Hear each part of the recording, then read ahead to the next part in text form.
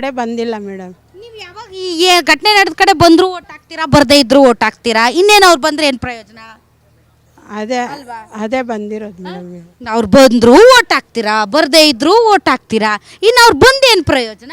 ಅದೇ ಅವ್ರ ಏಟ್ ಬಿದ್ದಿರೋ ಅವ್ರ ಆ ಹುಡುಗಿ ಕಡೆ ಹೋಗಿ ನೋಡ್ಕೊಂಡು ಹೋಗ್ಬಿಟ್ಟವ್ರು. ಅಲ್ಲ ಅವರು ಪಾಪ ಅಲ್ಲಿ ಬಳ್ಳಾರಿ ಗೊತ್ತಲ್ಲ ಮೇಡಮ್ ನಿಮಗೆ? ಬಳ್ಳಾರಿಯಲ್ಲಿ ಏನು ನಡೆದಿದೆ ಗೊತ್ತಾ ನಿಮಗೆ?